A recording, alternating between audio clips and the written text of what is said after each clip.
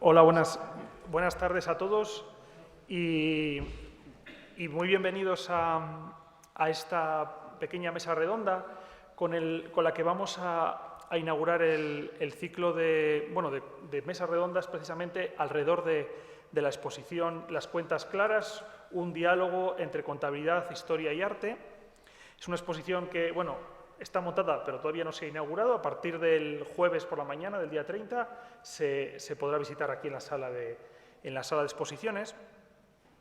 Y es una iniciativa, un proyecto que para el museo es bastante nuevo. Normalmente nosotros tratamos hemos tratado habitualmente temas más relacionados con la historia, con la arqueología, con el arte.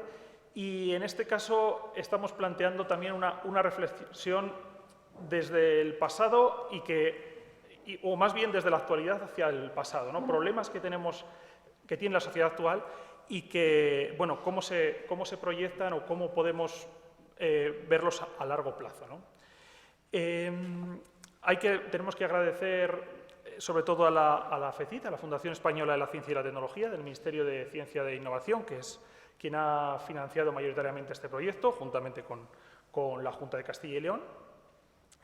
Y hay que agradecer sobre todo a la Universidad de Burgos, al grupo Ergo, que ha colaborado, y son ellos verdaderamente los artífices de este proyecto y de todas las actividades que se van a desarrollar en torno a la exposición, y sobre todo a su comisario, al doctor Germán Gamero Igea, que está aquí en la sala. Y pues hoy, como digo, vamos a inaugurar este ciclo de 4 conferencias que se celebrarán los días hoy 28 de marzo, el 18 de abril, el 9 de mayo y el 20 de junio. Todos son martes a las 7 de la tarde en esta misma sala, a los que ya les invito desde ahora. Y en ellos vamos a tratar algunos temas de actualidad, ¿no? Algunos de los temas que más nos preocupan hoy, precisamente el cambio climático, que yo creo que es casi el gran tema de nuestro tiempo, ¿no? El tema que más aparece en los medios de comunicación, que más se habla quizás en los últimos años, es uno de los grandes temas que nos preocupan. También se van a tratar las crisis económicas, que es un fenómeno que nos resulta muy familiar de ya unos cuantos años a esta parte. Y pues para ello hemos invitado a varias personas que conocen bien el tema, los distintos temas, y son unas mesas que se plantean también un poco complementariamente, ¿no? Se ha intentado que sean representativas de distintas visiones de estos problemas, pues desde las empresas, desde la universidad, desde la sociedad civil, diferentes modos de abordar estos temas. Hoy lo vamos a dedicar al cambio climático, especialmente a la economía sostenible, que es el tema que hoy nos ocupa. Y para ello, hemos invitado a 2 personas que conocen muy bien estos temas desde perspectivas distintas. En primer lugar está Nuria Descalzo, que es graduada en Ciencias Ambientales e investigadora doctoral en la Universidad de Burgos. Y sus investigaciones tratan sobre todo sobre las transiciones hacia la sostenibilidad y el papel que juegan en ello las empresas y las distintas organizaciones. Y por otro lado está Abel, que representa un poco la sociedad civil, las inquietudes en relación a estos temas, que él pertenece a una cooperativa energética sin ánimo de lucro y además al movimiento vecinal rural Dem Juar Oca, Demanda Juarros Oca. Quiero decir, es una persona muy implicada y que conoce muy bien las vertientes sobre estos temas y las inquietudes y cómo se están desarrollando en el día a día. Así que, muchas gracias por venir a los 2. Y para desarrollar un poco la mesa redonda, yo voy a ir planteando algunos temas y vosotros un poco, yo creo que vais contándonos un poco lo que pensáis al respecto. Luego, más adelante, si cualquier persona del público, quiere introducir alguna idea, alguna reflexión, vamos a tratarlo dentro del tiempo que tenemos, aproximadamente una hora y algo. Y el tema de hoy es la economía sostenible, ¿no? Que es uno de los grandes temas de nuestro tiempo, y sobre todo la transición hacia esa economía. Yo quería plantear un poco por qué consideramos necesaria esta transición hacia la economía sostenible. Bueno, pues muchísimas gracias. Gracias, Luis, y gracias a todas y a todos por vuestra asistencia. Pues bien, términos como crisis ecológica, cambio climático, creo que ya llevan décadas resonando en los oídos de todos y todas, en los medios de comunicación. Yo soy jovencita, pero aún así tengo el recuerdo, casi podría decir traumático infantil, a principios de los 2000, ¿no?, de ver ya anuncios en la televisión de Greenpeace con un oso polar a la deriva en un trocito de hielo deshaciéndose. Quiero decir, estos temas distan mucho de ser una novedad, ¿no? No obstante, políticamente, socialmente, se ha cuestionado mucho también pues, el origen humano del cambio climático, etcétera, etcétera. A día de hoy, además, hemos tenido la suerte de que esta mesa redonda se celebre esta semana, cuando tan solo hace una semana el panel intergubernamental para el cambio climático de las Naciones Unidas presentó su último informe. Es un informe que resume todos los hallazgos y aúna todos los hallazgos científicos en relación con la ciencia del clima a nivel mundial. Y, desde luego, a lo que no deja ninguna cabida para la discusión ni para las dudas es al origen humano de las actividades humanas de este cambio climático. A lo largo de los últimos 200 años se ha producido un aumento de la temperatura que no se había visto con semejante aceleración tan rápida en la historia del planeta. Tampoco se habían visto estas concentraciones de dióxido de carbono en la atmósfera desde hace varios millones de años. Por lo tanto, que el cambio climático es una realidad, y ni siquiera una realidad futura, sino una realidad presente, es un hecho. No obstante, a mí me gusta siempre hablar de crisis ecológica pues, en un sentido amplio, ¿no? Porque el cambio climático, desde luego, es un asunto que genera muchísima presión y es altamente preocupante, pero desde luego no es el único, ¿no? Y es que nuestras actividades, la forma en la que está organizada nuestra sociedad, impacta sobre el medio ambiente y sobre las personas que habitan en él y el resto de seres vivos de muchos modos, ¿no?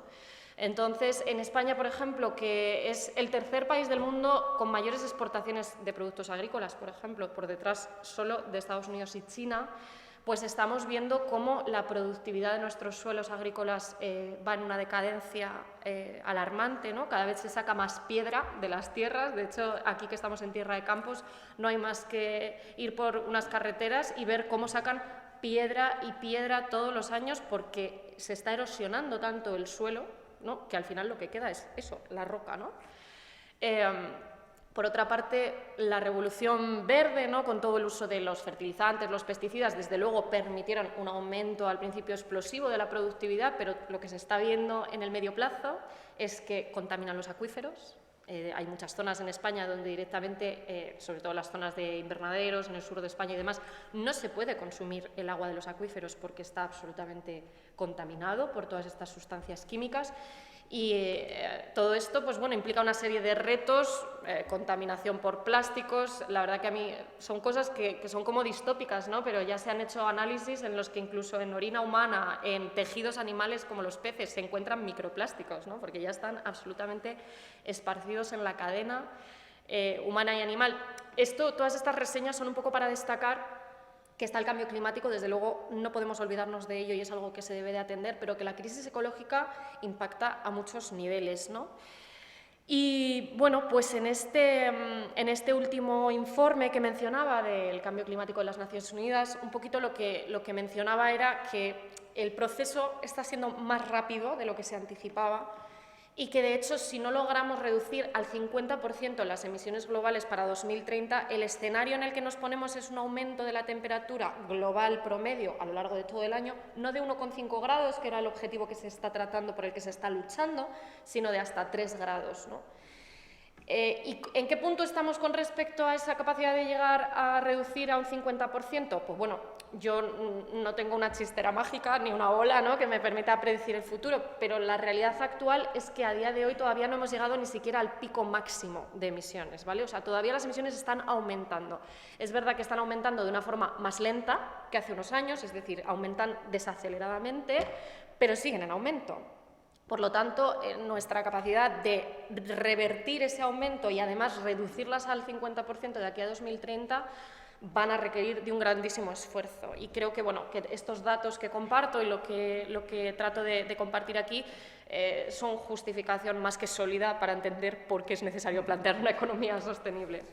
Bueno, pues ahora yo creo que la pregunta que surge es ¿qué es una economía sostenible?, ¿no? Claramente yo creo que que esa es la siguiente Sí. punto, ¿no? Yo creo que tú, Nuria, igual que estás en el momento académico, quizá.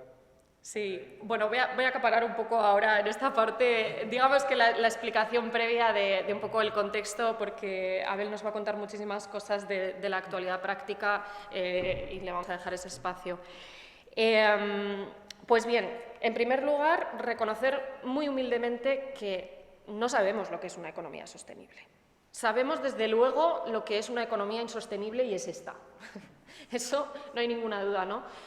Si tuviésemos la respuesta de cómo es una economía sostenible, pues seguramente hubiéramos recibido en el equipo un Nobel ya, ¿no? y estaríamos nadando en la abundancia.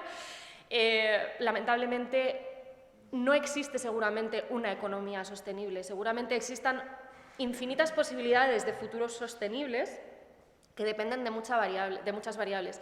Pero volviendo a ese argumento del principio, ¿no? De lo que sí sabemos es lo que es una economía insostenible y por lo tanto sabemos por dónde empezar, y es erradicando y transformando las cosas que sin lugar a dudas sabemos que no funcionan y que no podemos seguir manteniendo en el tiempo, ¿no? Por lo tanto, pues algunas de esas iniciativas, hablando de cambio climático, sin ninguna duda, es empezar por descarbonizar nuestra economía, ¿no? Todo esto, cuando se habla mucho de este objetivo de 1,5 grados respecto a la temperatura preindustrial, ¿a qué se refieren con esto? Pues bien, como se atribuye a causas humanas fundamentalmente ligadas a la revolución industrial y al uso de combustibles fósiles, el carbón y todos los derivados del petróleo después, ¿no? El gas natural, etcétera, la temperatura de base que se toma como referencia es la temperatura promedio global que existía antes de que empezásemos con todos estos procesos de combustión, ¿verdad? Entonces, la descarbonización es un primer punto clave. Se habla de ser netos en carbono y además se suele hablar de ser netos en carbono por parte de los países desarrollados. ¿Por qué? Por una parte porque somos, y me incluyo, ¿no?, como ciudadana de un país europeo, los países que más hemos contribuido a ese calentamiento global y por lo tanto tenemos una grandísima responsabilidad en revertir ese proceso y en realizar las inversiones más importantes para revertir ese proceso que, por el contrario, otros países más empobrecidos que han contribuido muy poco, pero sin embargo están recibiendo, digamos, las consecuencias más duras y los embates más duros los envites más duros del cambio climático, pues no pueden aportar al mismo nivel, ¿no?, en ese sentido. Entonces, ¿por qué neutralidad? ¿Por qué neutralidad y no descarbonización del todo? Pues bien, lo primero es asumir que no podemos eliminar por completo las emisiones. Entonces, a lo que se aspira es a reducir en todo lo posible y lo que sea imposible reducir, compensarlo. Y las formas de compensar pues, se barajan desde la extracción directamente de gases de efecto invernadero de la atmósfera por medios tecnológicos, y la otra alternativa es una alternativa pues más biocéntrica, se podría decir, que consiste en plantar árboles. Plantar y proteger las zonas, los bosques del planeta que absorben, ¿no?, todas estas emisiones. Y luego, por supuesto, y enlazándolo con la primera parte, ¿no?, con la primera intervención, no solo es necesario hacer, digamos, iniciativas con respecto al cambio climático, sino que también son necesarias a muchos otros niveles. Prohibición del uso de determinados químicos que ya se ha visto que tienen efectos muy perjudiciales, reducción del uso de plásticos, que ya estamos viendo, ¿no?, estamos presenciando medidas políticas que previenen el uso, que están intentando de alguna manera desfasar, ¿no?, ese material, porque se ha visto que las consecuencias son nefastas, ¿no? Y bueno, pues otra serie de medidas, como pues, por ejemplo, poner limitaciones a las cuotas de captura de pesca oceánica, que sabemos que los océanos se encuentran también en una situación bastante crítica, y medidas que impacten, digamos, a lo largo y ancho de todas las interacciones que al final los seres humanos tenemos con la naturaleza, que aunque se nos olvida a veces porque vivimos rodeados de asfalto, dependemos de ella para respirar. Bueno, pues tú ya has dado unas medidas, ¿no? Pues esas medidas, bueno, no sé si de dónde parte muy bien esa inquietud, pero desde luego quien lo recibe o quizás quien se está haciendo eco, pues bueno, son las instituciones políticas bueno, tanto a nivel, yo creo que de los estados, a nivel estatal y a un nivel internacional también para, digamos, unas medidas concretas. ¿Qué líneas están siguiendo un poco estas medidas promulgadas, digamos, desde el punto de vista de los gobiernos, de las instituciones, para revertir esta situación? Pues bien, aquí yo creo que habría que distinguir, por una parte, una serie de acuerdos supranacionales, internacionales, de carácter no vinculante. Son acuerdos muchas veces mediados por grandes organizaciones como las Naciones Unidas, el Banco Mundial en ocasiones, etcétera. Reúnen a muchos actores, a muchos representantes nacionales y tratan de proponer acuerdos ideales, pero que en muchas ocasiones se establecen de forma no vinculante. Esto quiere decir que no existen medidas coercitivas en caso de que no se lleguen a alcanzar los objetivos que se plantean, ¿no?, esos acuerdos. Y luego, por otra parte, existen ya medidas legislativas, tanto a nivel comunitario como a nivel nacional, que ya sí que tienen un carácter vinculante y coercitivo, ¿no? En el caso de España, como perteneciente a la Unión Europea y a la Comunidad Europea, pues digamos que la política estructural europea en este sentido es el European Green Deal, que sería el Pacto Verde Europeo, que básicamente su objetivo sería convertir Europa en una economía competitiva, moderna y eficiente en su uso de recursos. Eso es un poco como el vocabulario que emplean, ¿no? Y las estrategias, los ejes estratégicos que manejan para alcanzar esta imagen de Europa son la descarbonización para 2050 de los países miembros, desacoplar el crecimiento económico del uso de recursos y de los flujos materiales, y la última frase, digamos, o el último pilar en el que se fundamenta es en no dejar a nadie, y cuando dicen nadie se refieren a no place and no people, es decir, ni ningún lugar ni a ninguna persona atrás, ¿no?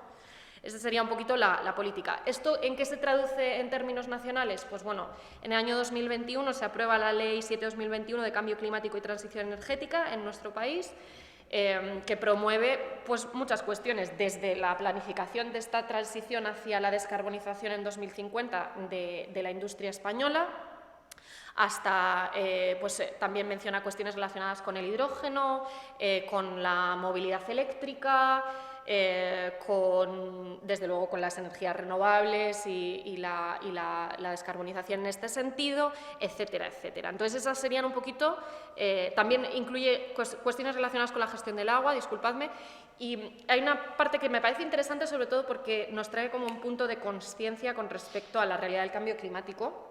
Y es que tiene una sección, la ley, que está destinada a medidas de adaptación al cambio climático. ¿Esto qué implica? Que nuestros políticos, los legisladores, son conscientes de que el cambio climático se puede tratar de paliar, pero ni se puede revertir ni se puede hacer desaparecer. Entonces, va a ser necesario contemplar también medidas políticas para ayudar a la población a adaptarse a sus consecuencias, porque hasta cierto punto van a ser también, pues, inevitables. Ese sería un poquito el panorama político. ¿Y desde el punto de vista de las empresas? Desde el punto de vista de las empresas, sí. ¿Caso? Bueno, pues aquí voy a dar un poco como una doble visión. Como decía Luis al principio, mi tesis doctoral ha versado, entre otras cosas, en investigar un poquito cuál es el rol de las empresas, de las organizaciones en todas estas cuestiones, y bueno, pues esto desde luego no empieza hoy, lleva investigándose durante muchos años ya, muchas décadas. Yo he llegado cuando muchas cosas estaban ya descubiertísimas, ¿no? Entonces, pues compartir algunos de los hallazgos clave. Por una parte, el hecho de que solo algunas industrias, por ejemplo, en Europa existe un mercado que se llama mercado de los derechos de emisión, en el cual participan algunos sectores industriales, que esos sí que están obligados por ley a reducir sus emisiones en una serie de cuotas y porcentajes. Hay unos mecanismos flexibles que permiten supuestamente que las empresas se organicen y o bien paguen o bien reduzcan, y de esa manera pues, se repartan un poco los impactos de esa transición hacia una energía más limpia, ¿no? Y supuestamente pues, es una forma más eficiente económicamente de relocalizar de este proceso. No obstante, esto solo afecta a una parte del sector industrial europeo y, en este caso, español. El resto no tiene obligación formal legislativa de reducir sus emisiones, ¿vale? Tienen legislaciones sectoriales que sí que tienen que ver con la calidad del aire y con la calidad del agua y que les ponen unos límites a la contaminación, pero no tienen ninguna obligación per se como tal de reducir sus emisiones en este caso, por ejemplo, o de quitar el plástico o de X, ¿no? O sea, sino que son más bien medidas voluntarias. En los últimos años sí que se ha introducido una legislación que obliga progresivamente a empresas, primero de mayor tamaño, cotizadas en bolsa, y luego va incorporando empresas más pequeñas, a proporcionar información pública sobre sus impactos sobre el medio ambiente, pero también deja a otra serie de sectores y de empresas que directamente es voluntario si quieren proporcionarla o no, y en cualquiera de los casos les obliga a presentar información, pero eso no implica necesariamente una reducción del impacto, simplemente que tienen que ser transparentes al respecto.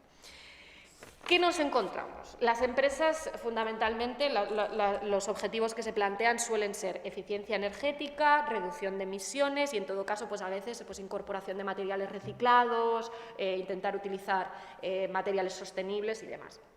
¿Cuál sería un poquito la cara B? Aquí es cuando empezamos a contar pues, que todo tiene unos objetivos ideales que son muy loables y luego existe una cara B a veces en la forma en la que se ejecutan, ¿no? ¿Cuáles son algunas de las cosas que descubrimos cuando nos ponemos a mirar ya más en el detalle? Pues por una parte, hay empresas que cuando hablan de sus reducciones de emisiones utilizan indicadores relativos. ¿Esto qué significa?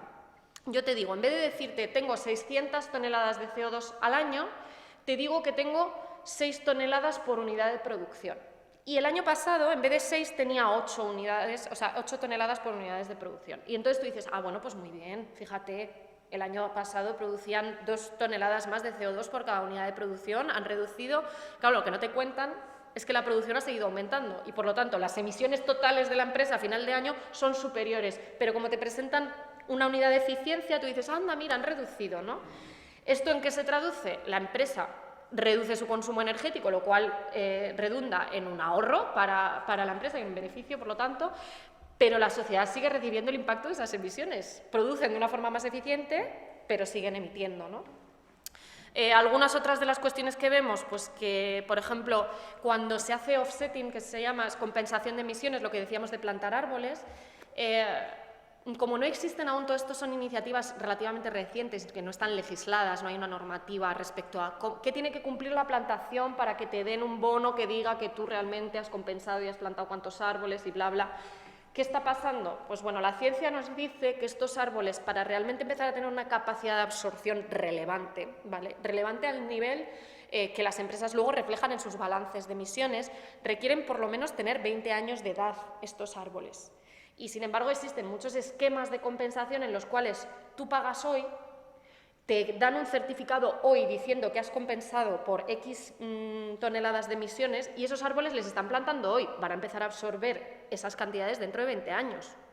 Y no existe una normativa que exija que esos árboles estén cuidados para que lleguen a sobrevivir esos 20 años, ¿sabes? O sea, entonces, todas estas cositas van requiriendo que, pues bueno, que la población, que desde las instituciones, pero también desde la sociedad civil empecemos a estar pues, más concienciados, conozcamos la realidad de lo que está un poquito en el trasfondo, ¿no? Yo creo que antes de pasar a los casos más concretos, ya has apuntado algunos de estos puntos, ¿no? que vais distinguiendo en las investigaciones, ¿no? De sí. Cómo se cumple todo eso. No sé si quieres añadir alguno más que... Hay una cosita que es interesante, sí, que se me ha pasado a comentar, y es, bueno, muchas veces cuando se habla de este tema de voluntario o no voluntario, la gente tendemos siempre a pensar, pues que lo hagan obligatorio, que lo ponga la ley, que lo marque la ley y ya está, y si incumplen, pues una pena y así se soluciona, ¿no? Lamentablemente, hemos de decir que en este sector se ha demostrado que, digamos, el cumplimiento de la ley es muy complejo. ¿Por qué? Porque muchas veces las empresas incumplen, pagan y les sigue saliendo muy rentable incumplir. Entonces, simplemente la prohibición muchas veces no es una solución, ¿no? Y por eso en estos campos de investigación nos dedicamos mucho a investigar cuáles son los incentivos que mueven realmente a que las empresas transformen su actividad, porque muchas veces pensamos que lo mejor es que el Estado regule y los hechos, la ciencia en este caso nos demuestra que en muchos casos pues no está siendo efectivo ese mecanismo más coercitivo. Bueno, pues yo creo que has dejado el campo preparado un poco para tratar estos temas un poco más en concreto, quizás con Abel, que los conoce más algunos de estas cuestiones más de cerca, sobre un poco de estas estrategias en concreto, para reducir las emisiones, en qué están consistiendo, ¿no? Un poco qué implican, ¿no? las iniciativas en este sentido. Muy bien, pues muchas gracias, Luis. Y bueno, pues primero daros las gracias a las personas que habéis organizado, a Germán y al Grupo Ergo y al propio museo, y a las personas que habéis hecho el esfuerzo de estar aquí con la tarde tan soleada y tan apetecible que hay fuera, ¿no? Bueno, aquí tenemos también cosas muy apetecibles, desde el punto de vista histórico-artístico. Tenemos un buen patrimonio y está bien disfrutar de ello. Entonces, nos acaba de dar Nuria un panorama así global, mundial, pues que no es desalentador, no debe serlo, ¿no? Pero que nos pone un poco, o nos debe poner en vanguardia sobre la gravedad de la situación. Esto no es una tontería, ¿vale? Esto está aquí para quedarse y está yendo a peor. Está yendo a peor porque, como nos decía Nuria, tendríamos teóricamente que de aquí a 2030 reducir en un 50% las emisiones de gases de efecto invernadero, y no solo no estamos reduciendo, sino que seguimos aumentando. No tan salvajemente como antes, pero seguimos, digamos, sin recortar en absoluto. Y atención, que además ha habido crisis, y atención, que además, igual me voy a acercar más a los micrófonos, y atención, que además tenemos una guerra de por medio, ¿vale? Entonces, la coyuntura económica no es lo más boyante posible. Es decir, que si mañana, por ejemplo, acaba esta guerra terrible y nos ponemos a reconstruir, ¿qué va a pasar? Va a volver a subir, ¿no? Como sube todo esto después de cada crisis, ¿no? Y atención, además, todo el mundo habrá hecho sus propias reflexiones sobre lo perjudicial de las guerras. ¿Os habéis planteado, nos hemos planteado alguna vez simplemente sobre el lado energético de las guerras? Lo terrible de las emisiones de efecto invernadero de las guerras, ¿de acuerdo? Todo lo que es el crear la parafernalia militar y todo lo que es el usarla, el reventarla, el explotarla, ¿de acuerdo? Entonces, reflexionemos un poquito sobre eso. Hay hoy en día muchísimos conflictos abiertos en el mundo que, aparte de matar a mucha gente y dejar a países en situación de, digamos, de zozobra que dura siglos, sabemos lo que pasó aquí en los años 30 del siglo pasado, ¿no? Y todavía nos dura, todavía tenemos cicatrices abiertas, ¿no? Bueno, pues desde el punto de vista climático y desde el punto de vista energético, cualquier guerra es una barbaridad. Bien, pues vamos a aterrizar un poquito más.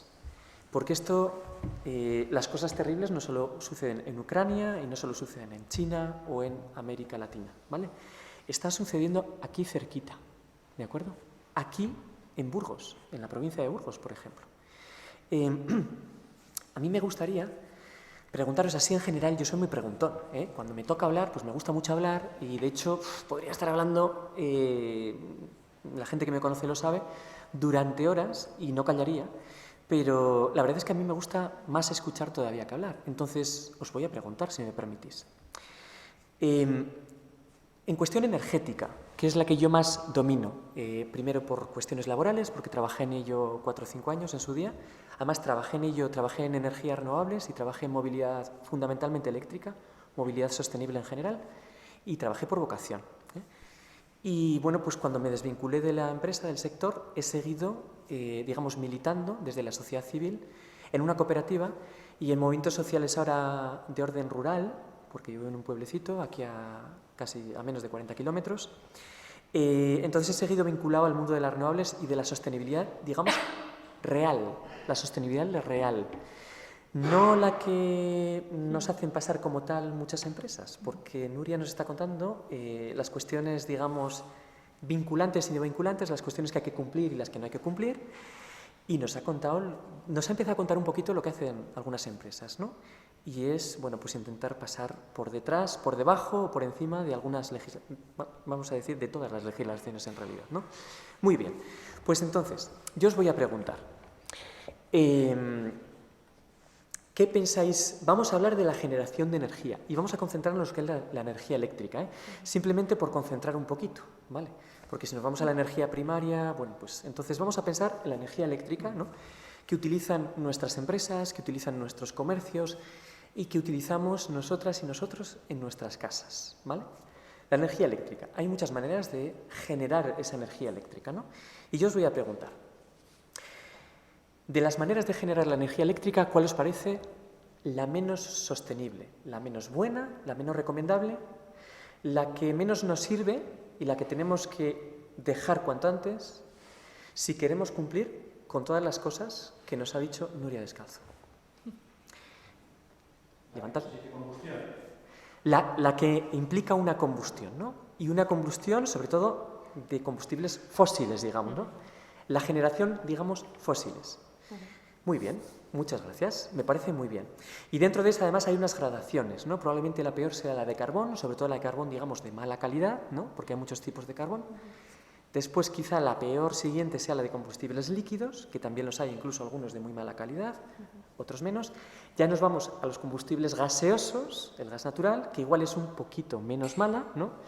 Pero que sigue siendo muy dañina y que tiene emisiones claramente, ¿no? Emisiones, además, que no solo son con efecto invernadero, sino que son también con efecto tóxico, ¿eh? Porque, ojo, que quemar metano, ¿no?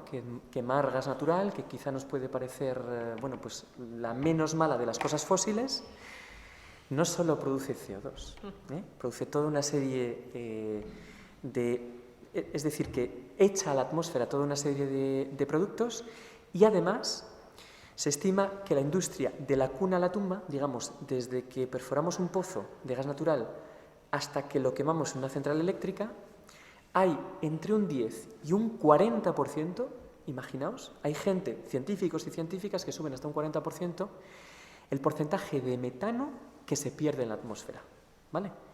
Y el metano es prácticamente de las peores sustancias productoras de efecto invernadero, es mucho peor que el CO2, ¿vale? Lo que ocurre es que a la industria, y ya empezamos con la industria, la gran industria, las grandes corporaciones, tanto industriales, ojo, como financieras, es decir, los grandes bancos y los grandes fondos, ¿vale? A esas grandes industrias les interesa que hablemos solo de CO2, ¿vale? Ojo. Nuria ahora, en general, ha hablado por simplificación solo de CO2, para no llenarnos más la cabeza. Pero atención, que estamos dejando fuera toda una serie de emisiones que también están ahí y de las que no nos ocupamos. Entonces, el compañero nos decía las fósiles en general. Y vemos que todas, que la menos mala que nos parece que puede ser la del gas natural, tiene cosas detrás terribles, ¿vale? Bien, yo estoy de acuerdo con él, ¿vale? Otras cosas que también son, que debemos abandonar cuanto antes posible, ¿no? Si queremos tener una economía verdaderamente sostenible. ¿Quién más me aporta algo? Yo quería hacer una pregunta. Por ejemplo, los gobiernos, ¿cómo ayudan a las empresas a que modifiquen esos gases que echan por las chimeneas? ¿Cómo los gobiernos de las Naciones Unidas o la ONU, cómo obliga económicamente a esas empresas? Y bueno, tenéis que hacer como una especie de contemporadora porque el humo que sacáis de las empresas ya no sea contaminante. ¿Cómo los gobiernos ayudan a las empresas que económicamente pues a que cumplan esos Nuria nos hablaba hace poco de legislación, ¿vale? Sobre todo a nivel internacional, también a nivel europeo, y luego nos decía que es casi más importante la parte nacional, porque luego hay acuerdos así, que muchos de ellos no son vinculantes, eso quiere decir que se firman, se hace toda una parafernalia, pero luego no se ratifican. Es decir, que estamos semanas, meses, años y a veces décadas para llegar a un acuerdo a nivel mundial y cuando se llega a ese acuerdo, todo el mundo, ¡ah! Hemos llegado a ese acuerdo. Y firman la mayoría de países, incluso a veces hasta China y hasta Estados Unidos, firman, ¿no? Que eso es los que más cuesta, ¿sabéis? Cuanto más poder tienes, más cuesta que, digamos, te atengas a unos principios de justicia, ¿no? El que tiene poder tiene la justicia por su mano, ¿no? Bueno, pues llegamos ahí y de repente ese acuerdo que tanto tiempo ha costado, ¿no?, obtener, esos países que han firmado luego no ratifican. Han firmado primero, pero después sus parlamentos o sus gobiernos, o suma de ambas cosas, depende cómo estén las legislaciones nacionales, no lo confirman. Es decir, que no se aplica, ¿vale? No tienen por qué aplicarlo. Entonces, las legislaciones nacionales son muy importantes en este tipo. Y yo os diría, en un país descentralizado como España, también las regionales, incluso las municipales. Bueno, pues os diré que podemos hablar de efecto invernadero, ¿no? Que es el que origina el cambio climático, ¿no? Y ahí estaríamos, digamos, en un cierto tipo de emisiones, en general hablamos del CO2, ¿no? Y luego podemos hablar de emisiones simplemente dañinas, tóxicas, malas para la biodiversidad en general, para los animales y las plantas, y en particular también para los seres humanos. Entonces, hay muchas legislaciones. Quizá, por decirte una muy clara, ¿no? La legislación que conocemos de los vehículos de transporte. Sabemos que hay una norma Euro 1, Euro 2, Euro 3, Euro 4, y que cada norma que llega, ¿no? Va haciendo que los vehículos emitan, digamos, menos partículas dañinas, ¿no? Menos sustancias, vamos a decir, no partículas. Las partículas son algunas de las sustancias que emiten esos vehículos, ¿no? Que emitan cada vez menos por el tubo de escape, ¿de acuerdo? Bueno, pues ¿habéis oído hablar del Dieselgate? Del Dieselgate. Sí, de Volkswagen. Volkswagen, por ejemplo, la que fue un tiempo mayor empresa del automóvil a nivel mundial, ¿no? La empresa más grande a nivel mundial por producción, ¿no? No por capitalización, que eso sería otra, ¿no? Bueno, pues nos engañó prácticamente a todo el mundo, incluso a la gente que estábamos atentos detrás y que decíamos tal, bueno, pues nos vendieron. ¿Y cómo se hacía esto? Pues comprando a científicos y a científicas, comprando a centros de investigación y sacando publicaciones incluso editadas por pares que eran muy creíbles y que hay mucha gente que nos llegamos a creer, que nos decían que el diésel emitía cosas muy limpias, ¿vale? Pero eso nos lo creímos sobre todo aquí en Europa, ¿vale? ¿Por qué? Porque toda nuestra industria automovilística se especializó en el diésel, ¿vale? Incluso a gente que estaba muy atenta, como yo, por ejemplo, que trabajé en ello, y que yo en un momento dado no pasaba ninguna de las empresas, ni media, ¿no?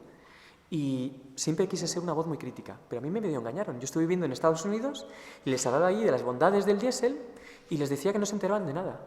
Y ellos me miraban así un poco extraños, pero yo les pasaba artículos científicos y tal, y ya, vale, muy bien, ¿no?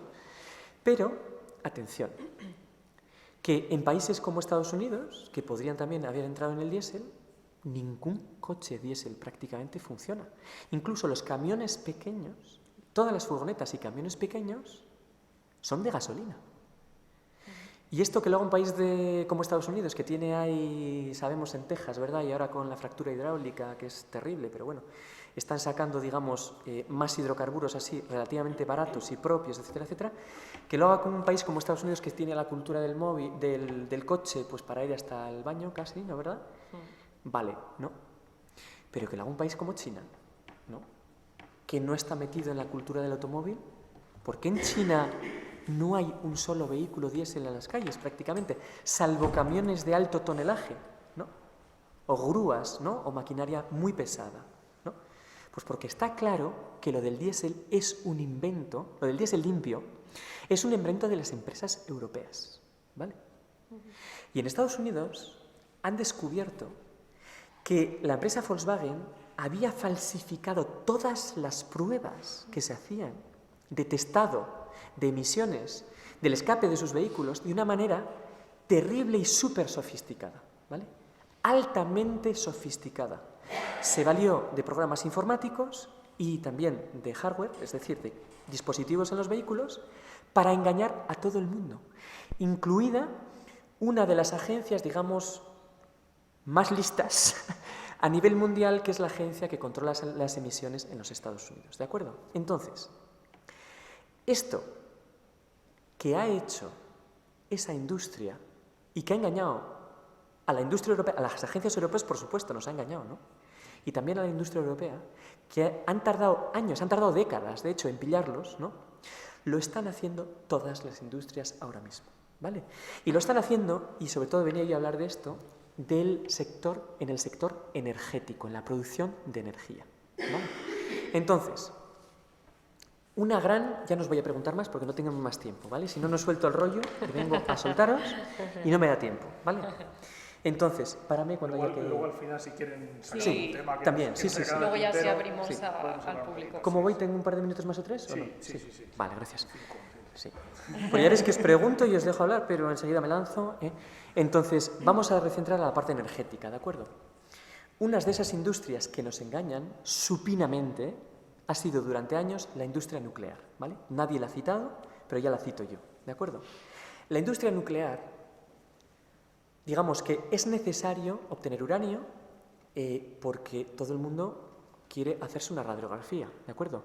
Y todo el mundo quiere que haya diversos procedimientos científicos para los cuales necesitamos industria nuclear, ¿no? Si queremos examinar ciertos isótopos en Atapuerca y saber no sé qué, tal y cual, necesitamos industria nuclear. Pero para la investigación o para el sector médico, la industria nuclear, ponerla a producir energía es una aberración, en primer lugar, económico, ¿vale? Y en segundo lugar, yo os puedo decir que he estado trabajando, estudiando, pero sobre todo trabajando en muchos lugares del mundo. He trabajado con gente japonesa, con gente china, con gente alemana, con gente africana, no os doy la lista. De toda esa lista, a mí quien más me ha impresionado por su responsabilidad laboral han sido de lejos las personas japonesas, ¿vale? ¿Y sabéis la que liaron con Fukushima? ¿Vale? Chernobyl, leímos aquí hasta la saciedad, no, son esos rusos que están locos y beben un montón y estaban ahí con el vodka y en el control, no sé qué. Es que además eran los comunistas, que esos comunistas no tienen ni idea, estaban allí, la época postsoviética no funcionaba nada. Eso es falso todo, ¿vale? Falso todo, ¿de acuerdo? Japón es el país más responsable que hay desde el punto de vista industrial que yo conozca en el planeta, ¿vale? Cuando yo trabajaba en movilidad sostenible, 2 ingenieros que trabajaban en Nissan, perdón, no tenía que haber dicho la marca, en una marca japonesa,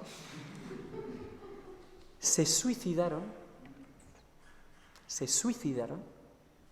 porque el coche no estaba listo, todavía era un coche eléctrico, el primero que salió así a nivel mundial, ¿no?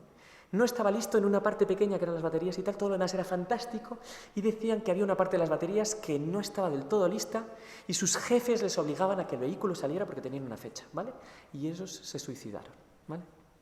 Entonces, yo que he vivido esto desde dentro, he visto que en Fukushima, sabéis que en la industria nuclear hay como 28 cosas que son redundantes que tienen que fallar para que haya un accidente. Y en Japón fallaron todas, ¿vale? Porque lo hicieron mal todo, porque las personas que tenían que estar con una responsabilidad y tal no atendieron a sus responsabilidades, porque la parte privada, los promotores de la central, los dueños, etcétera, y la gente que la explotaba, hicieron todo prácticamente mal, por ahorrarse cosas, ¿vale? Y la parte pública que debía controlar todo esto también funcionó mal, ¿de acuerdo? Entonces, la industria nuclear, por favor, jamás a generar. Hemos tenido 2 avisos. Queremos que venga un tercero. De hecho, vendrá, ¿eh? No tengáis duda que el tercero, y no quiero ser agorero, vendrá. No sabemos de dónde, ¿no? Podría haber venido perfectamente de Zaporilla, por un conflicto bélico, ¿vale? Si mañana alguien se enemista con Francia, ¿vosotros sabéis lo que tiene Francia? Que tiene decenas de centrales nucleares. Un dron, un miserable dron que cuesta 20.000 euros hacerlo, venido de un país enemigo de Francia, que lo tiene al lado, ¿vale? Es Argelia, ¿no? Si se enfada, revienta una central nuclear en Francia. ¿Y sabéis dónde hubo el mayor número de fallecimientos y de personas con graves enfermedades por causa de Chernobyl? No fue en Ucrania, donde estaba Chernobyl, fue en Bielorrusia. Por razones climatológicas, todo se fue, toda la nube se fue a Bielorrusia y además permaneció ahí mucho tiempo. Os puedo decir, porque he tenido el gusto de trabajar con gente bielorrusa que sigue sufriendo hoy las consecuencias de eso, ¿vale? Entonces, industria nuclear, ni hablar del peluquín, ¿de acuerdo? Que no nos engañen. Mantenerse las centrales abiertas que hay en España hasta final de vida útil, no nos equivoquemos, no tiene sentido parar eso antes de final de vida útil, pero ya está. Por suerte en Garoña hemos respirado, al fin, ¿vale?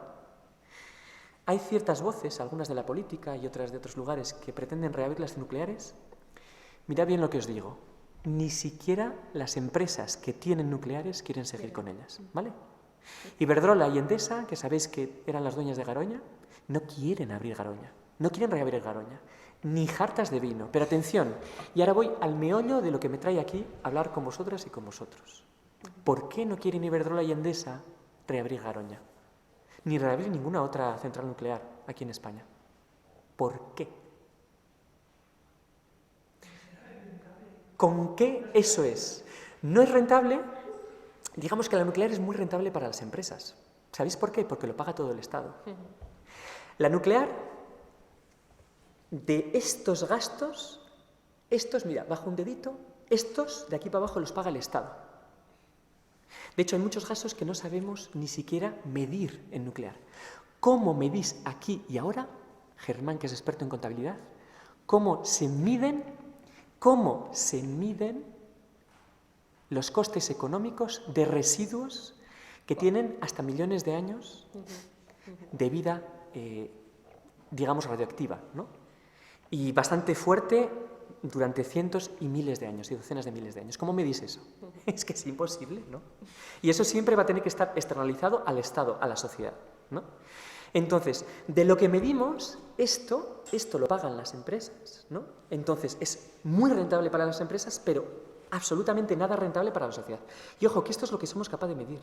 Lo que no somos capaces de medir de la nuclear, no sabemos dónde va, igual va 1 kilómetro más arriba, ¿vale? Bien. ¿Por qué no quieren entonces esas empresas la nuclear si para ellas, en el fondo, todavía sigue siendo rentable? Si no es porque no es rentable, es por narices, porque hay algo mucho más rentable. No. Hay algo ahora mismo mucho más rentable. ¿Y qué es eso? ¿Qué es ahora mismo para generar energía que es mucho más rentable que la nuclear y que todo lo demás? De lejos. Las renovables a gran escala. Eso que quería introducir a la Jorge, habéis hablado de la combustión, la nuclear. Yo creo que nos tocaba ahora hablar de las renovables un poco ya como el último apartado, ¿no? de esta charla. Es un poco, vamos a hablar un poco de las renovables. ¿Paso Sí. yo un poco? Dale. Sí. Como queráis. Dale Vale. gas. Le doy gas. Pues ya estamos en el quid de la cuestión, fijaos, que habéis tenido que aguantarnos aquí, bueno, aguantar mira, a mí me habéis aguantado un buen rato para escuchar qué pasa con las renovables. Las renovables, entonces, ¿qué pasa? ¿Son buenas? ¿Son malas? ¿Son buenas y malas? ¿Qué pasa con las renovables? ¿No? Hemos dicho que las fósiles no las queremos, nos lo ha dicho el compañero. Yo os he dicho que la nuclear tampoco. Perdona, Abel, yo creo... ¿Qué son las renovables? ¿Qué son las renovables? Eso, sí. Brevemente. Las renovables, digamos, hay en algunos países las llaman energías sostenibles, en otros renovables, en otros que se pueden reproducir, en otros, duraderas, ¿no? Son, digamos, energías que se basan en recursos, digamos, no finitos, que no se acaban. El petróleo sabemos que se acaba, el uranio sabemos que se acaba, digamos que el viento no se acaba, teóricamente, el sol, la energía solar no se acaba, la energía geotérmica no se acaba, la energía undimotriz, la de las olas, no se acaba, la energía maremotriz, por ejemplo, la de las mareas, no se acaba. No voy a seguir, que hay más, ¿vale? Aquí no podemos tener maremotriz. Así, en general, en Burgos mal vamos con la energía de las maderas, ¿vale? Pero en Burgos tenemos un recurso eólico bastante bueno y tenemos un recurso solar, bueno, relativamente bueno, sobre todo en la parte sur de Burgos. Tened en cuenta que el recurso solar consta de dos partes. Una, sol, y otra, que las temperaturas sean lo más bajas posible. Porque si tenemos módulos solares con muchísimo sol ahí en Sevilla y a tope en pleno verano, pero están a 50 grados de temperatura o 60 grados de temperatura, las placas no producen bien, ¿vale? O sea que en Burgos tenemos menos radiación solar, pero tenemos una temperatura más baja, así que no estamos tan mal, ¿vale? Entonces, esas energías son renovables y teóricamente, cuando la gente científica del IPCC, por ejemplo, el panel de gente tan sesuda a nivel internacional, del cual nos ha hablado Nuria, que hasta hace poco se los tomaba la gente a chirigota, son los mejores científicos y científicas a nivel mundial, y las empresas hasta hace 2 días se reían de ellos y nos decían que sus conclusiones no eran buenas, que estaban equivocadas y tal. ¿Pero qué nos estáis contando? Macroempresas, ¿no? Por supuesto que sus conclusiones eran ciertas, ¿no? Bueno, pues esta gente nos dice, no, es que hay que poner menos renovables, ¿vale? Perdón, hay que poner más renovables, ¿vale? Y tiene razón. Pero, ¿cuál es el quid de la cuestión? ¿Cómo las ponemos? ¿Quién pilota? ¿Quién manda? ¿Quién organiza? Y, por tanto, ¿quién se beneficia del uso de las energías renovables? Y os puedo decir que en España en general, sobre todo en los últimos tiempos, en los últimos meses, hemos dado pasos bastante poco aconsejables, bastante negros en materia de energías renovables, ¿de acuerdo? Vengo de dar una charla en un pueblo cercano, se llama Agés, probablemente alguien lo conozca, aquí en la zona de Montes de Oca, Porque el pueblo de Agés fue el primer pueblo de la provincia de Burgos y uno de los primeros de España que decidió poner una comunidad solar. Es decir, que vecinos del pueblo con el ayuntamiento decidieron poner unos paneles donde no estorban, que es, por ejemplo, en los tejados, ¿no? Donde no estorban, donde no tienen ningún problema, ¿no? Y al lado de donde se consume, ¿no? Donde se consumen las farolas del pueblo, la propia gente del pueblo, decidieron poner un proyecto así. Llevan año y medio con ello perfectamente acabado, instalado y solicitado y todavía no tienen el permiso. ¿Vale? Eso en una iniciativa de energía ciudadana en la que se beneficia todo el pueblo, que no tiene ningún tipo de impacto ni en las aves, ni en las personas, ni en nada, ¿de acuerdo? Que es todo positivo, ¿vale? ¿Sabéis desde enero cuál ha sido el capítulo más negro en materia de renovables que se conoce en el mundo prácticamente, ¿no? Porque no hay nadie que tenga una legislación así, tan grave.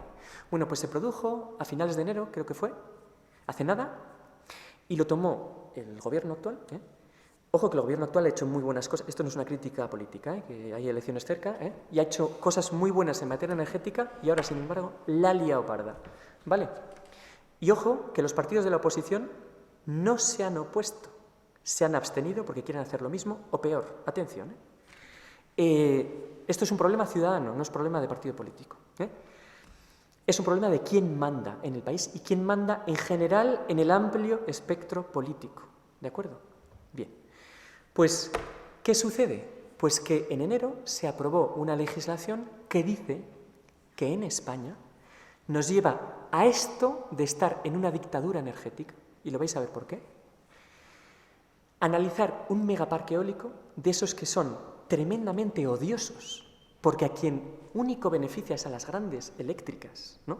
Que son las mismas que nos hacen subir el precio de la factura de luz de manera injustificada, porque nos hacen pagar pantano o nos hacen pagar eólica a precio de gas, ¿vale?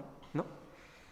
Esos megaparques, que son tremendamente destructores de lo rural, ¿no? Y de la biodiversidad, el Ministerio más o menos estaba para resolverlos, ¿no? Para aprobarlos o no aprobarlos, en 1 año y medio, 2 años, 2 años. Me van a decir de media 2 años, ¿vale?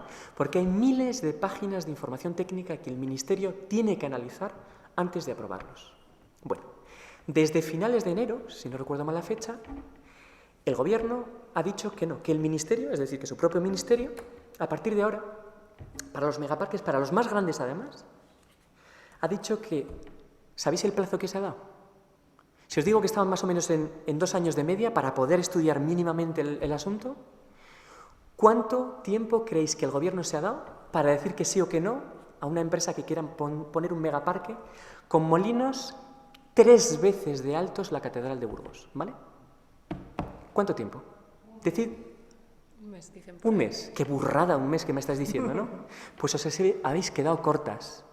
Se ha dado 10 días de plazo. ¿Queréis oír algo todavía más de República Bananera? ¿Vale? Que el silencio administrativo es positivo. Es decir, que si el Gobierno no alcanza ni a leer los mails que le llueven, ¿no? Y no ha sido capaz de responder con un no, ¿vale? Es un sí, automáticamente es un sí, ¿vale? Esto es una burrada.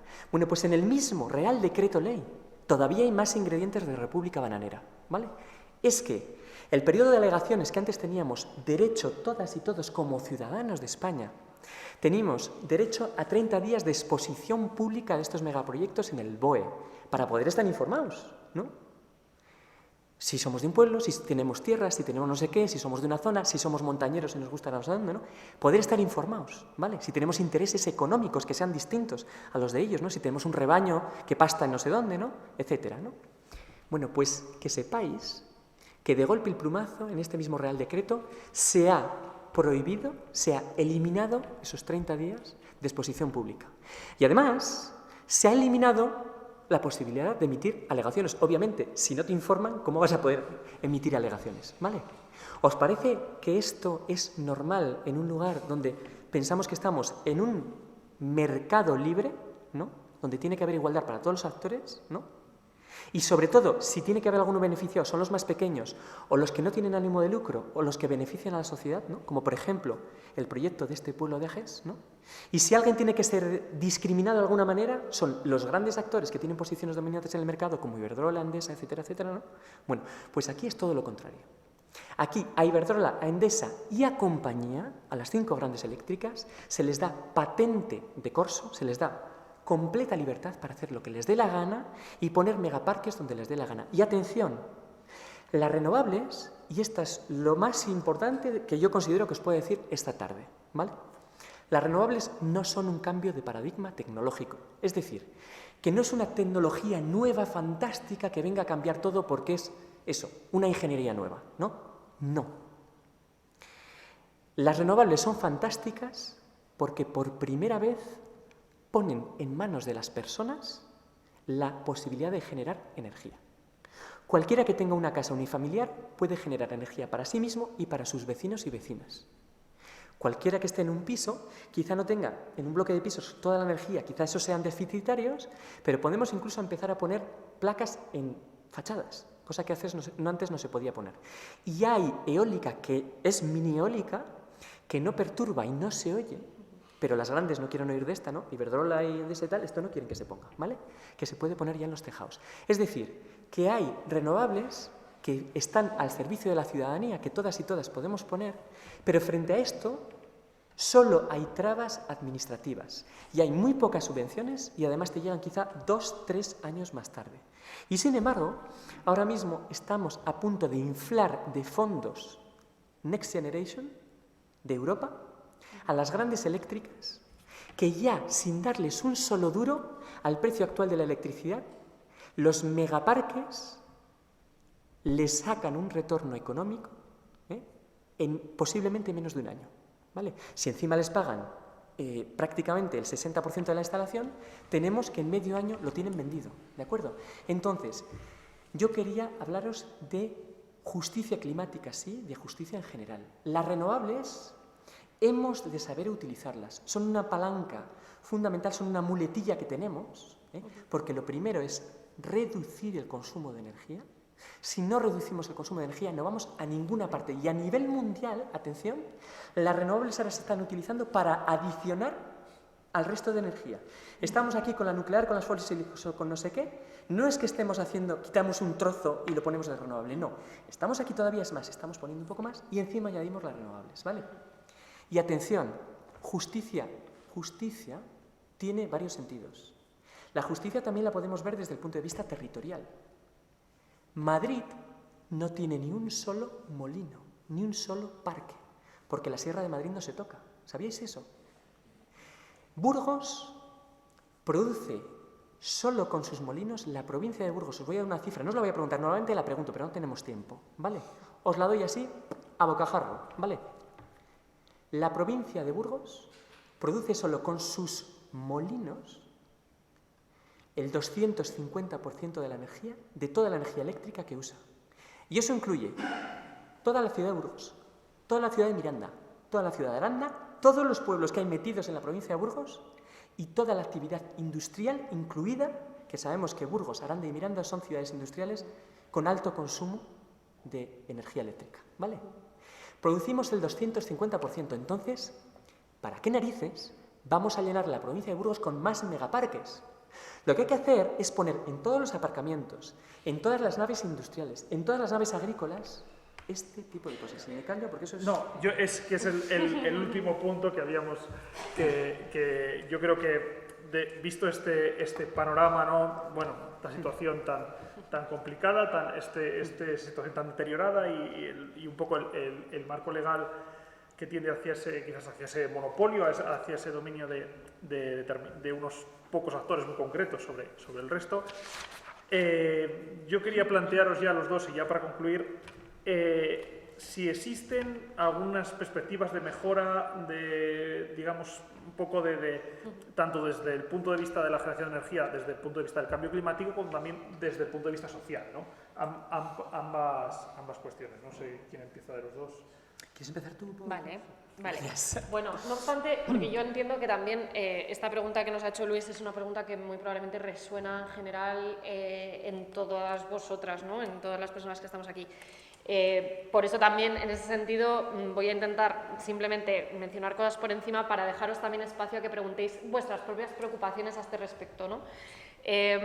Básicamente, yo considero que, uno, lo que estamos haciendo aquí hoy es muy importante, la concienciación. ¿Por qué? Porque efectivamente no son, o sea, son tecnologías que ayudan, que apoyan cosas, pero que la gran, digamos, revolución o la gran transformación es una transformación social. ¿Por qué? Porque tú puedes tener un gobierno que está intentando meter a pico y pala reducción de emisiones por aquí, ahorro de energía por allá, pero si tenemos una sociedad que ni entiende la gravedad de los problemas, ni está dispuesta a asumir cambios en su forma de vida para realmente adaptarnos a una situación y tratar de buscar, por una parte, una situación más sostenible y también más justa, ¿no?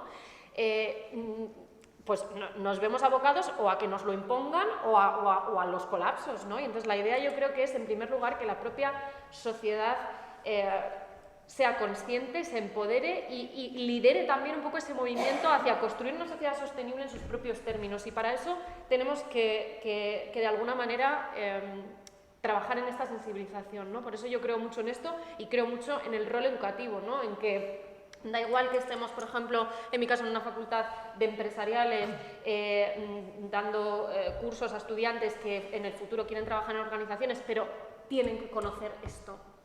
Esto ya no es una materia específica para la persona que estudia el medio ambiente, ¿no? Esto es una materia que todo el mundo debe de conocer porque como ciudadanos la sociedad es nuestra, o sea, la sociedad la formamos nosotros, ¿no? Y nosotras.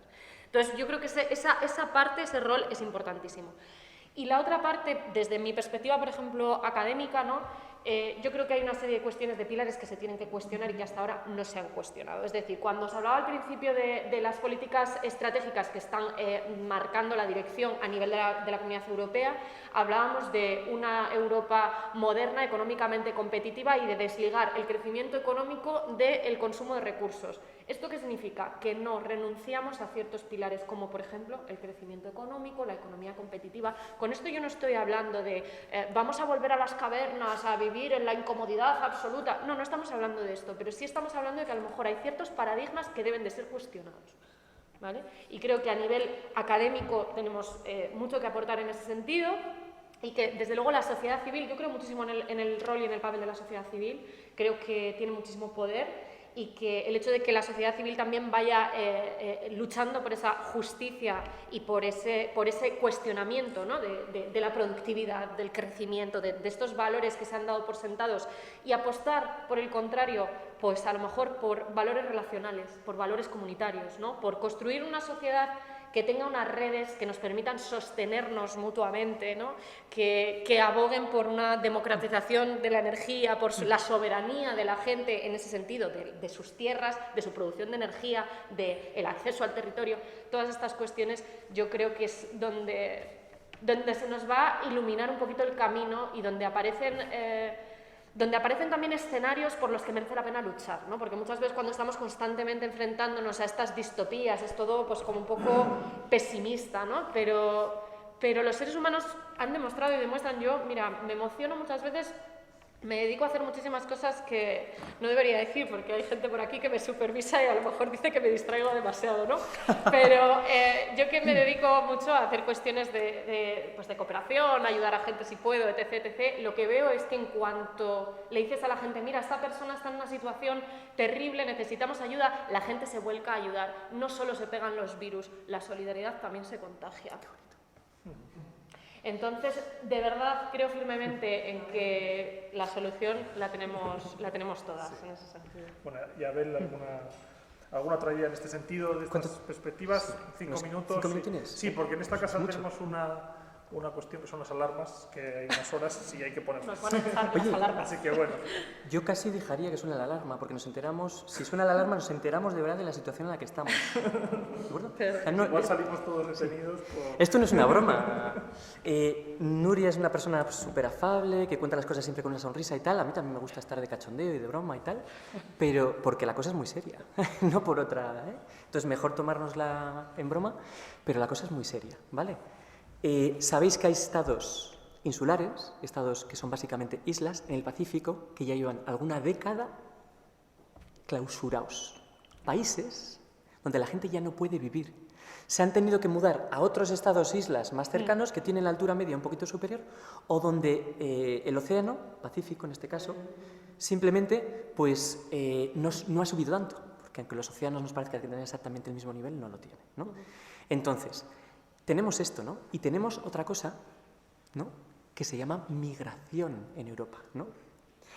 ¿Os preguntáis de dónde viene esta migración africana? Sobre todo me refiero a la migración africana. ¿De dónde sale toda esta gente que se quiere venir a Europa? ¿Pensáis que es solo porque ven los partidos del Barça y del Madrid y los anuncios de tal y la tele de Francia y de España y no sé qué y quieren venir a ver esto? ¿No? No, no solo por eso, ¿vale? Tenemos que la situación de la mitad de África es absolutamente dramática a nivel climático, ¿vale? Es dramática.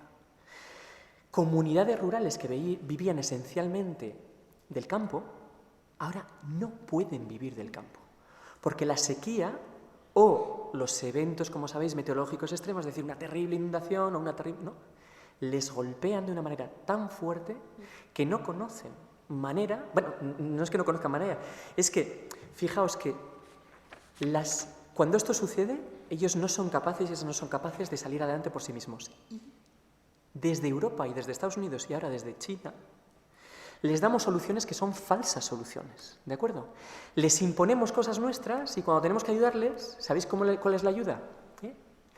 Tú, como campesino y campesina, las variedades que tú tenías, digamos, de plantas, que estaban súper adaptadas, simplemente las tienes que dejar adaptarse un poquito más y con eso tendrías la solución. Yo simplemente pues te podías ofrecer estudios, gente que sepa trabajar en laboratorios que te puedan ayudar a mejorar eso más rápidamente, ¿no? Vale, muy bien. No, no hacemos eso. Les vendemos semillas transgénicas de Monsanto, les vendemos tractores que hemos fabricado nosotros y nosotras, ¿sabes?, en vez de hacer que haya una industria allí que se desarrolle a nivel local. Es decir, que encima de lo uno le reventamos sus economías, ¿vale? Eso es la situación que tenemos. Y eso se llama neocolonización, ¿de acuerdo? Bien, pues os voy a hablar de una neocolonización que tenéis aquí debajo de vuestros pies, ¿vale? La neocolonización se llama Alemania, que es la jefa de Europa, no sé si os habéis enterado, ¿no? En su día fue Francia, hasta hace bien poquito, pero ahora ya veo un tiempo bien afirmadita Alemania. Y sobre todo en cuestiones industriales, y ahora vemos en cuestiones energéticas o geopolíticas, Alemania ya decide prácticamente el 80% de lo que se hace, ¿vale? Y Alemania ha dicho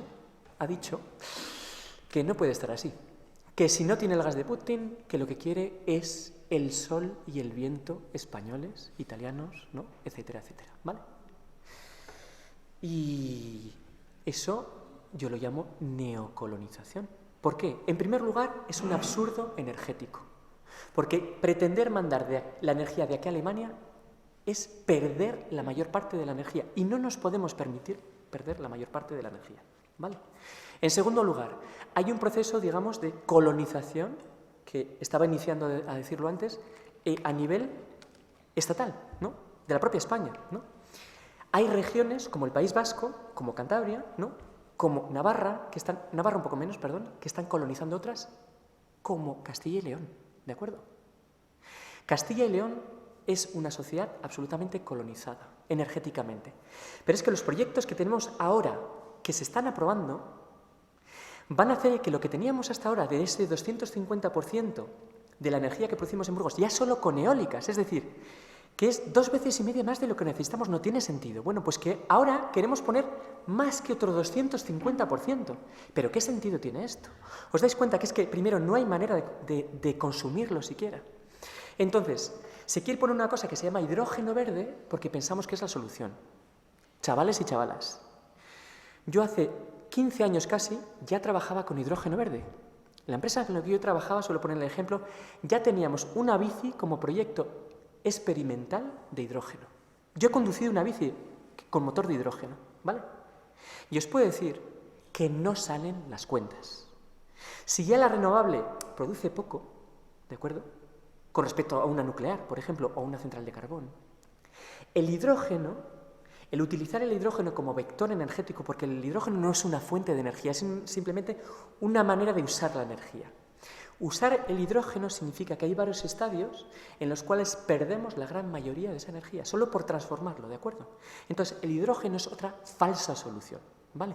Entonces, ¿cuál es lo que sí podemos usar? Y ya vamos al final de la charla para que de verdad os llevéis una imagen de que esto es posible, ¿vale? En primer lugar, la solución nos la ha dado Nuria. La solución es ciudadana, es política y es social, política en sentido amplio, no de partidos políticos, ¿vale? Votáis, leeros bien los programas y además votáis todos los días cuando hacéis la compra, cuando firmáis un seguro, cuando compráis un vehículo, cuando veis en qué os gastáis los cuartos, si es en aislamiento de vuestro edificio o en qué es, ¿vale? Entonces, atención, tenéis que hacerlo todos los días. Y en materia de generación energética, renovables sí y ya mismo, ¿no? Pero ¿cómo? No así. No a los macroproyectos que están en manos de las mismas empresas que tenían antes las nucleares. Y os pongo simplemente un ejemplo para que nos permita entenderlo de manera rápida. Garoña, la estamos desamortizando, la estamos eliminando. Bien, nos alegramos mucho. ¿Qué pasa? Que hay dos empresas ahí que tenían una capacidad, digamos, de transformación, de recibir una energía eléctrica y de llevarla luego a la red, a sitios además lejanos, Vascongadas, Cantabria, etcétera, etcétera, ¿no? Ciudad de Burgos, ¿no? Incluso más lejos, ¿no? ¿Y qué pasa? Que a estas empresas les importa un pimiento la gente del Valle de Tobalina o la gente del Valle de Abureba. Y todavía les importa menos la biodiversidad de esas zonas. Y todavía les importa menos, etcétera, ¿no? La salud, etcétera, ¿no? Entonces, ¿qué les importa a esas empresas? Pues aprovechar esa capacidad que ya tenían creada, que era centralizada, y que, como decía antes, es que las personas no podemos poner un reactor nuclear en nuestras casas, pero sí podemos poner módulos solares y mini eólica. Entonces, ¿qué va a suceder ahora? Lo habéis leído en las últimas 2 semanas en el Diario de Burgos o en otros sitios. Central fotovoltaica en la Bureba o en el Valle de Tobalina y tal, son no sé cuántos cientos de hectáreas que van a suministrar de luz a no sé cuántos miles de familias. Sí. ¿Y qué van a hacer? ¿Vosotros sabéis lo que es una hectárea? Sí. ¿Hay gente de campo aquí? Yo vivo en un pueblo de 20 habitantes y he sido de campo toda la vida. Me hago una idea. Una hectárea es un campo de fútbol. Un Bernabéu es una hectárea, ¿vale? Un Camp Nou es una hectárea, ¿de acuerdo? Es más o menos una hectárea. Entonces, sí. Es decir, que en la Bureba y en el Valle de Tobalina quieren poner prácticamente 1000 Bernabéus. 1000 Bernabéus. Los efectos de un pequeño huerto solar, que merece el nombre de huerto solar, no es nada, ¿vale? Pero los efectos de un enorme campo solar con 1000 placas son horribles. Y lo mismo os digo los efectos de un pequeño generador. Yo cuando trabajaba en mi empresa, el generador piloto que queríamos poner, lo quise poner en mi pueblo. Encantado, con vocación y encantado de que era muy bueno para el pueblo. Pero ahora me tengo que oponer terriblemente a que una empresa alemana quiera poner generadores de 220 metros de alto a 1 kilómetro de mi casa. Porque si los pone, me tengo que ir del pueblo. No puedo vivir allí. ¿Vale? Entonces, nada más. Se hacen de esa manera, con comunidades solares, poniéndolo en los tejados y en las zonas degradadas, en minas, en infraestructura pública, etc. Es posible. Y hay que forzar a las administraciones a que lo hagan y a que pongan el dinero público en eso y no se lo den a Endesa, a Iberdrola y a compañía. Gracias. Bueno, muchas gracias, Abel.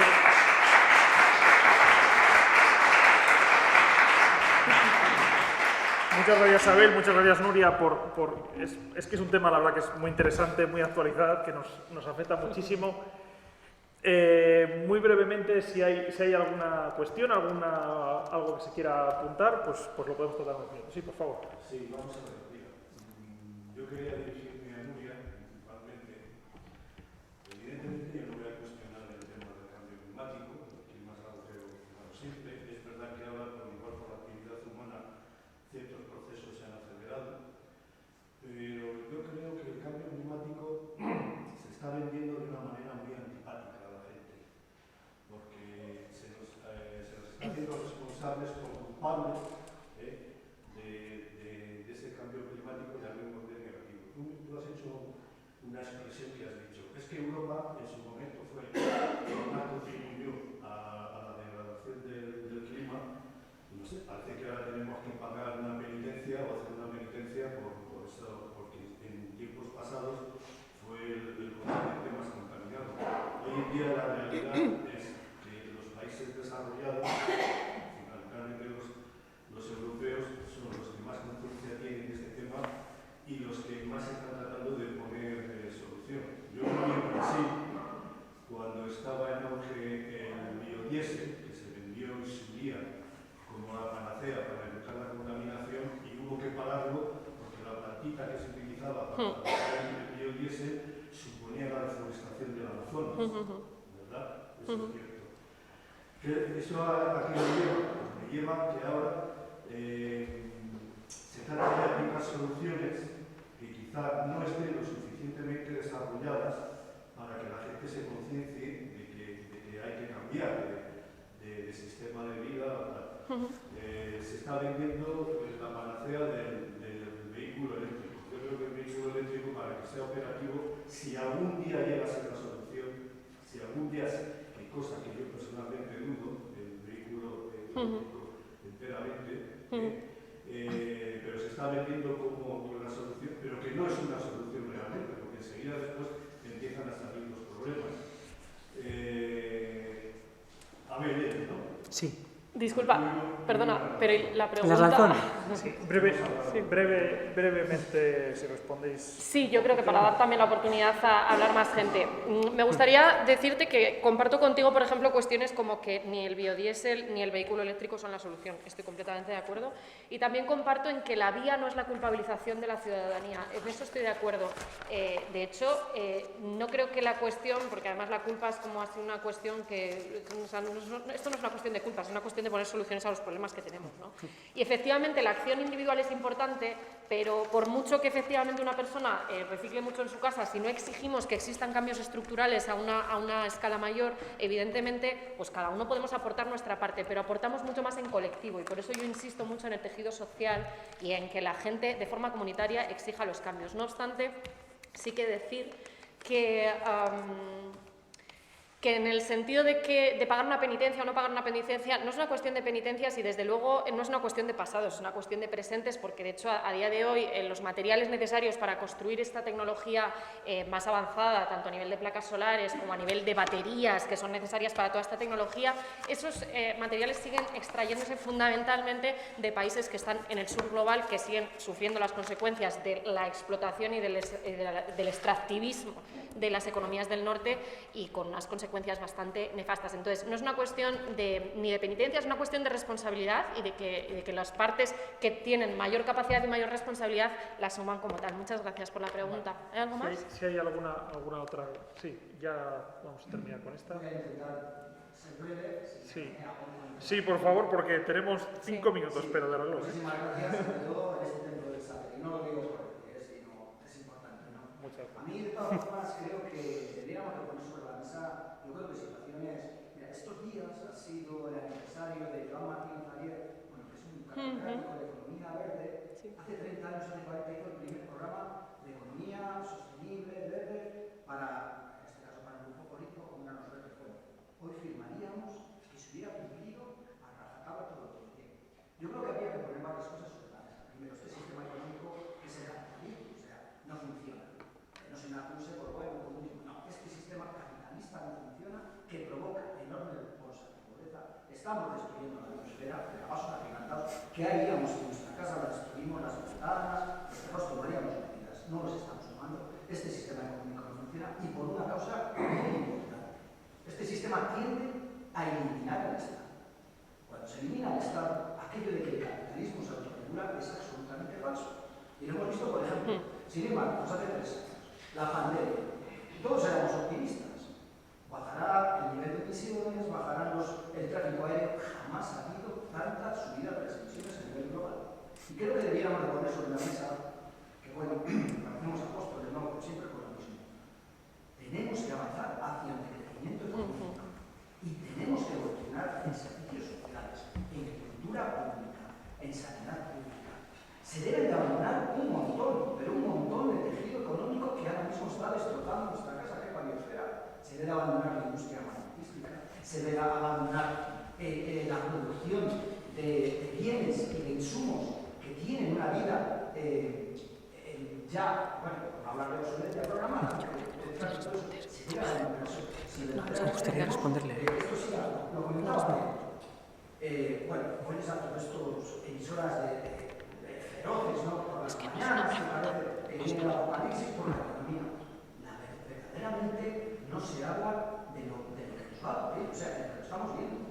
Comentabas con las grandes bolsas que va a haber ahora mismo de migración. Son la migración que se está produciendo en los países pobres. Ya tiene una connotación medioambiental. La sequía, las guerras, la pobreza. O sea, bueno, no quiero caer en sí mismo, ¿no? No. Has descrito pues, muchas de las cuestiones de la situación actual, ¿no? Que es que tiene tantísimas implicaciones, que afecta tan profundamente a tantas cosas sociales, políticas, económicas, medioambientales, de biodiversidad. Creo que es un tema amplísimo y que, bueno, yo creo que podremos seguir ampliando los próximos días en las próximas mesas redondas, y así que, bueno, pues les invito a todos a la próxima, que será, como he dicho antes, el 18 de abril, y en la que se tratará, bueno, va a ser un punto de vista, una perspectiva bastante distinta, pero bueno, yo creo que en conjunto va a ser una gran aportación el conjunto de mesas redondas, y esta trataremos cómo afecta la contabilidad a nuestras decisiones y el día a día de la gran empresa. Así que bueno, pues ya les invito al 18 de abril, aquí a las 7, para seguir con este ciclo de conferencias. Muchas gracias.